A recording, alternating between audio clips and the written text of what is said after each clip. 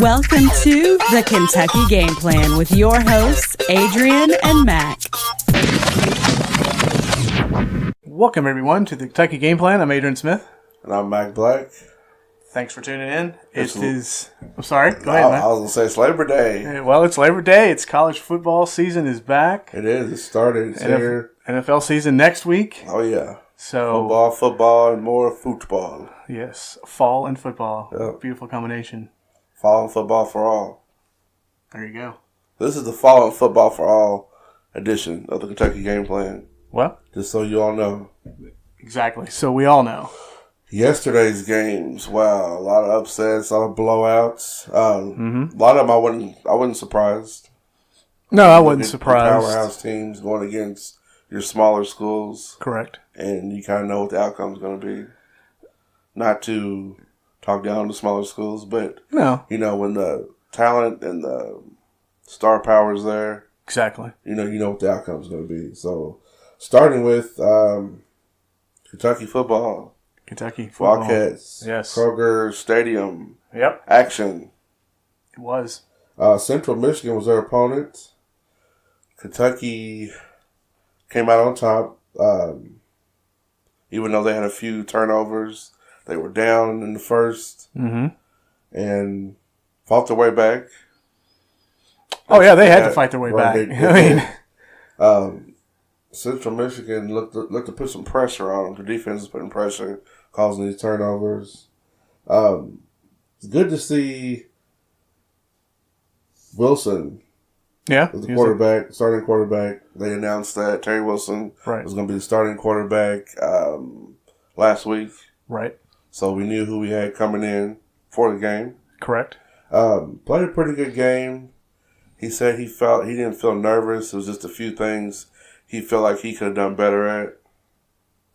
Well, yeah, not turning the ball over. Right. So. Right. I mean, that happens. It happens. First game. Yeah, you're trying to work out the kinks, as they say. Right. So. Then the backup quarterback. Gunnar Hoke. Yeah. Man. He was my pick. He's got an arm on him. To be the starter, personally. He's got an arm on him. But, yeah, man, he lit it up in the second. He did. So. And it's good. Kentucky has that type of backup. Correct. And he's efficient. It's not just, okay, well, he might play okay, or we'll see what he can do. He's got potential, but Gunnar came out and just did his thing. Yeah, he did. Well, so did two running backs. Well, so, well, you knew that was going to be. Well, yeah. I mean, you knew Kentucky was going to run the ball. That senior line, and I think the trash talking from Central Michigan, the players early on before the game, talking trash. You know, Benny's not going to do this. Benny's not going to do that. But look what Benny did. Yeah, Benny ran for 125 yards and 2 touchdowns. See? So I just added fuel to Benny. Don't talk trash. Do not talk down this man. No, don't. He's got a lot in store for this season. He's already said, and people have already called him the best back in the SEC conference. Well, like I was saying, he's got a heck of a line in front of him. Juniors and seniors on that offensive line that know what to do, that have worked with him for the last, 2 seasons. And experience helps. Experience helps. I look at it, those turnovers that they had, the fumbles and the interceptions for UK, turned into Central Michigan points. Right. Really, offensively, Central Michigan didn't really do anything. No. Personally. I mean, but like I said before the season started, I was like, UK in the SEC conference, which is the best of the best. They beat everybody up every week. There's no getting around it. You got to run the football. Yeah. And now that you got 2 backs in Benny Snell and AJ Rose, Rose 8 carries, 104 yards. Right. He's the backup to Benny Snell, and he also had 2 touchdowns. Like we said before, Benny Snell 20 carries, 125 yards, 2 touchdowns. And Wilson, 9 carries, 38 yards on some scrambles. So, you need to run the ball efficiently in the SEC, but you need to score. Exactly. And speaking of scoring, they're definitely going to use these backs, run the ball, be efficient. next week against Florida. Florida, yeah. And we all know about the Gators and how they like to feast on the Wildcats. Was it 37 or 38 consecutive wins against Kentucky? Remember last year's game? It was a slaughter. Well, it was a roasting of the Wildcat. It was. Hopefully, next Saturday, the tables will turn and it'll be more of a game. Even if they don't come out victorious, which I hope they do, maybe it'll be a closer game this time around. I mean, they know what they're up against. Mm-hmm. Like you said, they got the other veteran players that all play together. Right. Got 2 decent quarterbacks. Got 2 stud running backs. Right. So let's figure out what we're going to do, put this together, and get out there and get that W next week. Well, like we said, Florida has UK's number, but UK's not had the offense that they've had. The past years. Relying on maybe Gunnar Hoke gets the start. Hey, over Wilson. If it happens, so be it. I mean, he played Whatever's going to take to get the W and get him fired up. I mean, if I'm honest, man, he played his way into it yesterday. Yeah, he did. Wilson also with a shoulder injury too. We'll see what that's about. It's going to be day to day, they say, but he's looking to start. Right. Well, versus Florida, you got 2 to deal with. You got 2 to work with. So exactly, 2's better than 1. Mix it up. Like I said, victory was Kentucky's 35-20 over Central Michigan. Florida next week. Mm-hmm. Well, Orlando, the Orlando site. There was somewhat of a bird roasting going on there. Yeah, hate to say it, but that's about what it was. I mean, Alabama, big powerhouse. Because we know Alabama, we know what they can do. We know their players. We know the star power and the athleticism on that team. Saban, being the great coach that he is, and all his coaches behind him. Hey, I mean, what can you say? Well, I mean, when this was put on the schedule, everybody was hyped with the Louisville. But I think everybody was kind of hyped thinking that maybe Lamar Jackson would be back. Yeah, well. And, he went to the pros, and so far it's worked out for him. He was back. He was at the game. He was at the game. But he wasn't in uniform. He was not in that Cardinal uniform. Probably could have used him. Like you said, it was a 51-14 win for Alabama. It's in Orlando. I look at it like this. You know what you're going to get when you played Alabama. Yeah. You're going to get knocked around. You're going to get pressured, and that offense is going to score. You've seen the 3 Louisville players that went down. They were on the field laying there. Yeah. One right after the other. It was, almost play after play after play. Exactly. And it's like, they're killing them. But you know what, though? Louisville did score. They did. It wasn't. Point, I didn't think they were going to score. Well, but they did. They scored twice. Right. Pass, quarterback for U of L, 252 yards, 2 touchdowns, 2 interceptions. Puma pass. He didn't look bad last night. It's just, it's like they couldn't get nothing going. And when they did, interception. Right. When they did, 3 and out. Right. I mean, it was just, and pressure. Next thing you know, they're punting the ball again. Right. And it's like, but he didn't give up. No, he didn't give up. So that's one trait I like about the dude.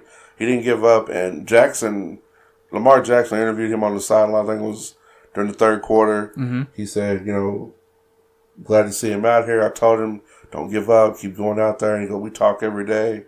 And it's like watching my little brother out there playing. So he gets a lot of advice from Lamar. And Lamar's doing this thing with the Ravens. Yeah. Yeah, he's going to be the future. They believe in him. He believes in his teammates. And they go out there and they win.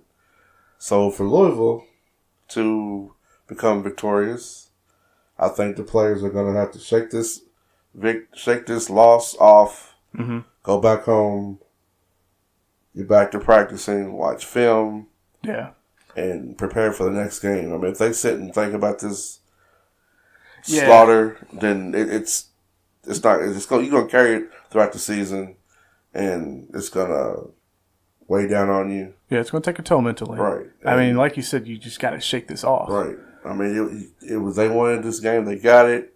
It's over now. It was a test for them. Mm-hmm. So now they know where they're at. So we'll see who's their next opponent. I'm not sure. Neither am I. Wow. To be honest, I'm not positively sure. I know this.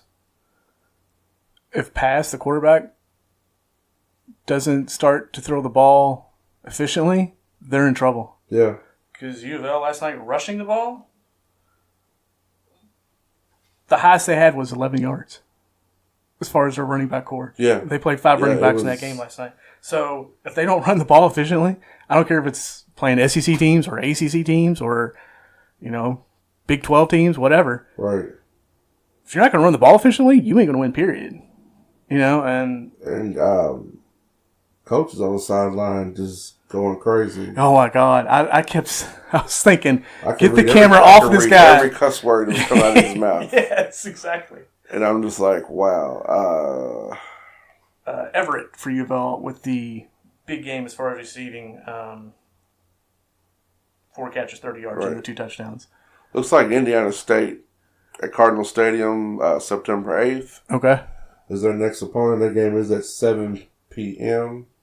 ACC Network Extra. You guys can check it out on there.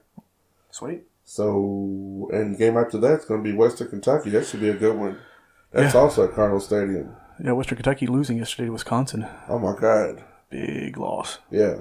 But, like we said, smaller schools playing the big schools. That's what it is. You kind of expect it to be not so great for the small schools. Right.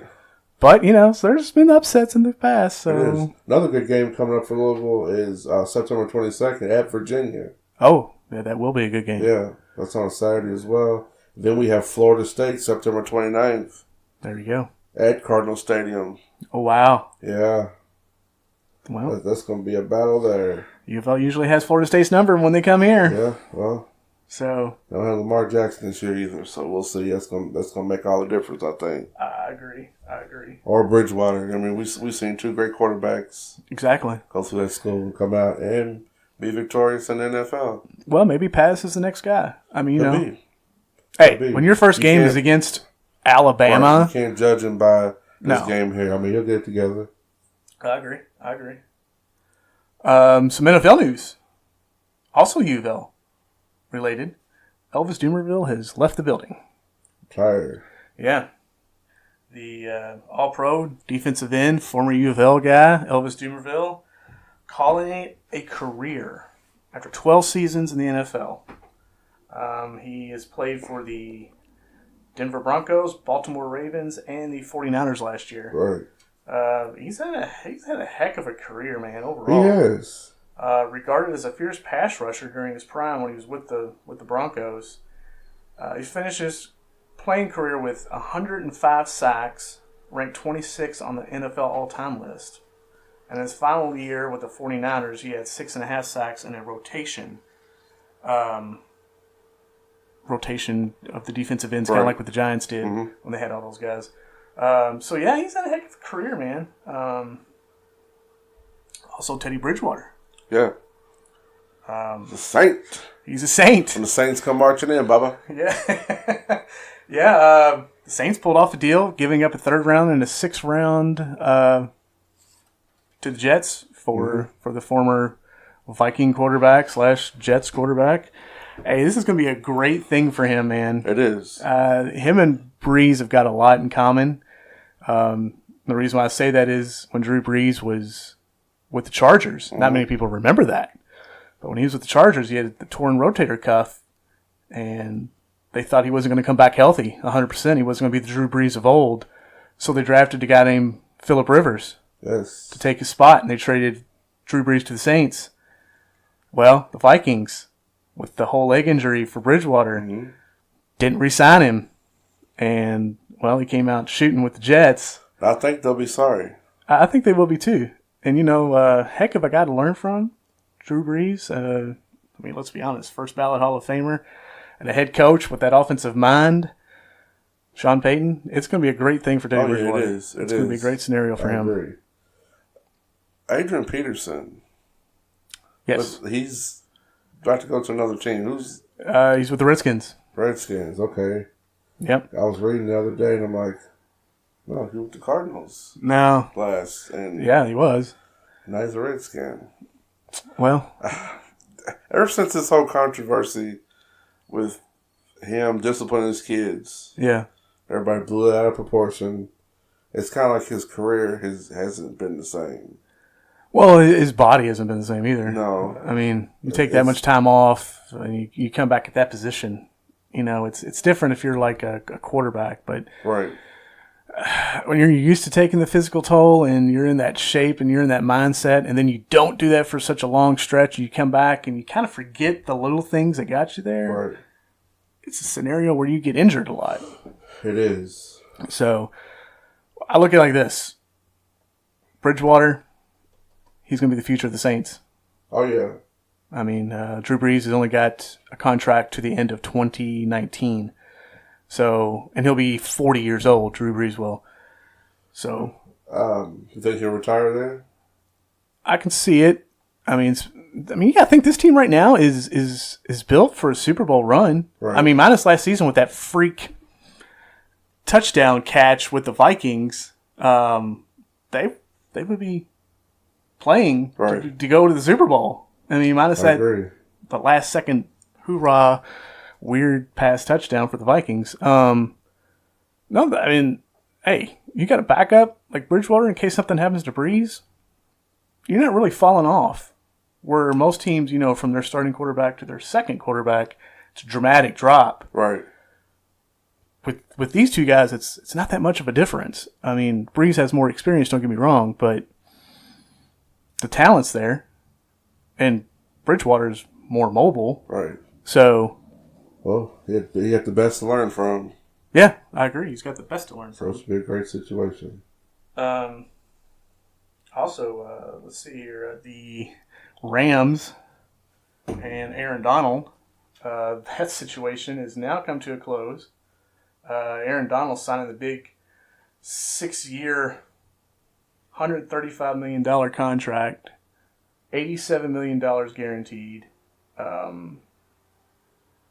Donald said, you know, it's great to be playing football again. I'm happy to be back with my team.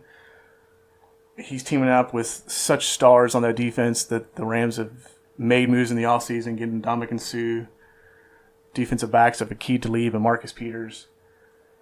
I look at it like this. You had to give this guy the money. Mm-hmm. I mean, you had to, because if he would have walked, you would be in such trouble with your defense. It's a former first-round pick in 2014. Like I said, entering his last year of his rookie contract. But Donald, a 3-time Pro Bowler, 2014 Defensive Rookie of the Year. He has 39 career sacks, 9 forced fumbles. And that's before, you know, they got Jared Goff. Right. And the whole situation of their playoff run last year with the new coach, Sean McVay, who's the youngest coach in the NFL. And I look at it like this. They got such good things ahead of them. Also with the NFL, Khalil Mack. Oh, that trade. Big, huge deal there. Golly. Raiders have struck gold. Well, they got gold in a lot of draft picks. 2 first-rounders, a third-rounder, and a fifth-rounder in the next 3 drafts. Here's the thing. You let a guy like Khalil Mack go, you better not miss on these draft picks. No. Because, I mean, this dude is, barring injury, he's headed for the Hall of Fame. I mean, he's been Defensive Player of the Year, 2 different positions. He's racked up so many sacks in his short term with the Raiders. And now he's going to be with the Bears, the monsters of the Midway. Is this the guy that's going to lead the new defensive team going forward? I mean, they got their quarterback last year. Is this the defensive star? Well, I think the Bears, the Bears made a mistake. Oh, they did. Yeah. I mean, but... Oh, the Raiders made a mistake. Well, the Raiders made a mistake, but yeah. The Bears have made their mistakes in the past, but this is a building process for them, rebuilding. Mm-hmm. I agree. And we've seen the Bears have been terrible. Oh, yeah, they've been horrible. Terrible. for the last. And I know a few Bears fans. I feel sorry for them. Yeah. Because every Sunday, you're watching your team, and they're just like, zombified. Right, but right. They stuck with their team. Yeah. Went through it. Better days were ahead. I guess they knew that, but Bears have let other players go in the past, and I thought they were stupid moves. So that goes back to me saying they're making their mistakes, but hey. New day, new players. Yeah. I mean, the new season. Yeah. So, I mean, it starts, next weekend, like we said. The Bears back on the map. Well, I look at it like this. This is a guy that you already know what he can bring to the table, so you can't really say, oh, man, we didn't make that trade right. We screwed up on that trade. Oh, not this time. No, not this time. What else we got? Any other NFL news? Any other? No. All the highlights? Nothing that's, outstanding, I guess. Yeah. Well, NBA. Yep. A few things going on. Ginobili, Hall of Famer, has retired. 4-time NBA champion, 2-time All-Star. Sort of the end of an era, as I would put it, or NBA has put it. You got Duncan gone, David Robinson's gone, Parker, he's no longer with them, Kawhi's gone. Yeah. So I forgot about Kawhi, that whole key group that you had there, all champions. The playoff runs. Right. And a lot of people look at them as being, they're old or this or that. Hey, still running you out of the gym. Oh, yeah. Veterans. These super veterans. Yeah. I mean, these guys are 38, 40 years old. And they still had something to prove in a sense. Even though they had won championship after championship. But it's like, hey, we're San Antonio Spurs. You got Pop as the coach. Great leader. Oh, great leader. Yeah, no doubt. I mean, it's just that whole key unit they had just dismembered now. Yeah, they're all gone. He averaged 13.3 points per game, 3.8 assists, and 3.5 rebounds, which pretty solid numbers. Yeah. Which I was thinking he was coming back. Yeah, well, we both thought he was coming back. I know if he was going to go to another team or if he was going to re-sign with the Spurs, but I knew that Ginobili was going to come back. But it's kind of out of nowhere. I guess he knows his body and he knows when to call it quits. He's had a great career. Can't take anything from that. No, I mean, you win championships, All-Star, as far as the NBA is concerned. Right. The runs that he's had with his team in the Olympics. Yeah, I mean, Hall of Fame career. No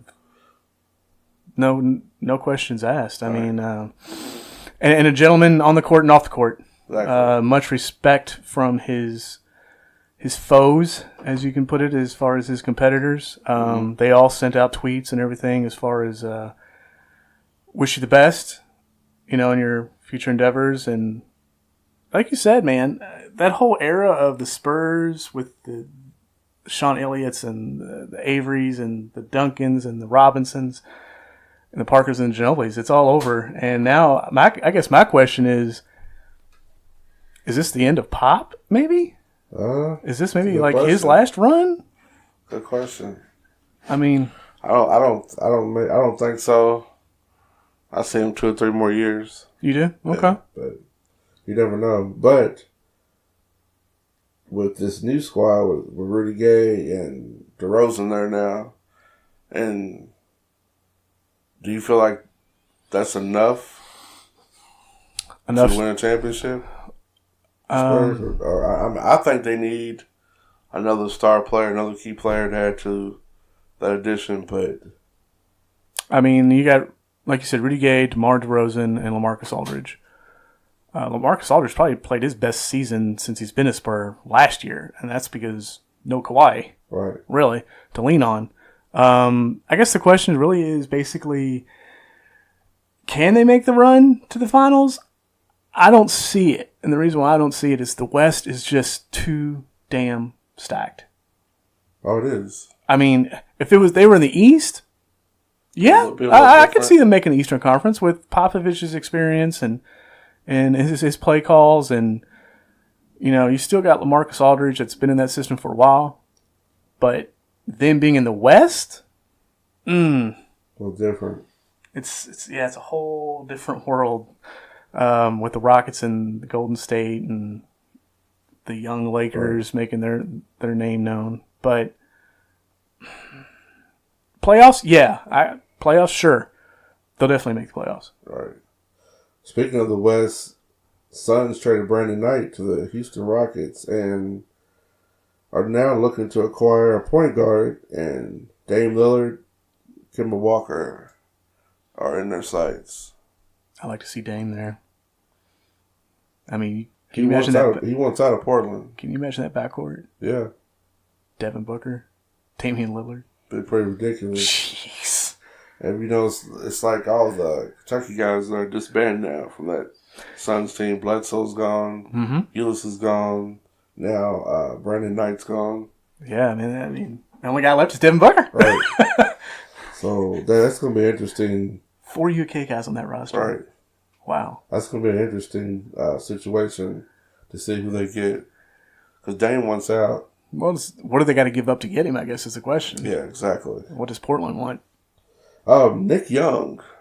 Oh, God. A piece of news with this guy. Swaggy P. Swaggy P was taken in by police after refusing to cooperate during a routine traffic violation in Hollywood. Oh. I don't know all the details, but Right. I'm guessing, I don't know if it was resisting arrest, but apparently wasn't arresting him, but I guess it was just the whole routine of being pulled over. He didn't want to cooperate Okay. with authorities, so they took him in. Wow. Well, I don't care who you are, man. Off-court drama. Yeah, I don't care who you are. Got to cooperate with the police. Yeah, you do. Jimmy Butler, the T-Wolves. And then he's That again. situation hasn't gotten any better. T-Wolves are willing to trade Jimmy Butler before the trade deadline. Right. If he doesn't want to sign with them. Long term. Right. If it's not a long-term signature going down, they're willing to trade him for a trade deadline. And he's okay with that, from what I hear. He's also okay with joining the Lakers and playing with LeBron. That's on his mind. So, Well, if he joins the Lakers, man. what do you see there? If the Lakers can, I guess, pull off this trade, because I don't know what the T-Wolves are asking for, Right. but if they can pull this trade off, him teaming up with LeBron and that young core with Ingram and Ball and Kuzma. You know what though? Now the Lakers, if they can get Jimmy Butler, if they can land Jimmy Butler, now they got a legitimate shot. If you want my honest opinion, Right. legitimate shot of knocking off the Houston Rockets. Oh, yeah. Now knocking off Golden State Warriors is going to be a little tougher, just because of all the All-Stars they have on their roster. Yeah. But man, Lakers went from a spot where they could have made the playoffs maybe like a 7 or a 6 seed. If they get Jimmy Butler, they could maybe be a 4 seed. Exactly. I know it doesn't really seem like a lot, but when you stack up Oh, the but West, right. it is a lot because you have that home court advantage too. Mm-hmm. So, Speaking of Lakers, Kobe has made a quote or responded to the Laker fans not accepting LeBron with open arms as being a Laker. Him, joining the team, being on the roster and playing for them this season. But he quotes, "It's about winning championships, so they'll fall in line." yeah. So that's Kobe's response to that, which Kobe's one of the first ones besides front office to welcome him here, play on the team. Right. If he needs anything, he's there for him, which it's great to have that support no matter who you are and how big of a star you are. If you get into a new territory and you're not sure the fans are accepting you or, a whole new organization, it's good to have some type of support from a veteran. Well, I agree. Or from veterans, because of Magic and. Well, when you're going from the Cleveland Cavaliers to the LA Lakers, Right. Bigger market, the dynasty that the Lakers have had over decades of championships. I look at it like this: support from a guy who's won championships in that organization is a big, big thing. And Kobe welcomed with open arms. Magic obviously did. Hey, it's huge. It's huge. Brittany Griner claims she can beat DeMarcus Cousins 1-on-1. And Mr. Boogie calls her delusional. What do you think of that? Well, I look at it like this. It would be tough.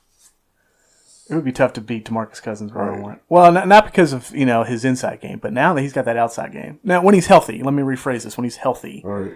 Because we all know he's got the knee injury right now. He's going through that whole rehabilitation thing. But that being said, them 1-on-1, I like to see that. Yeah, I'd like to see it too. I like to see that. A lot of pushing and shoving and grinding and hey, Brittany Griner, she can hold her own. Right. I'm not saying she can't. I agree.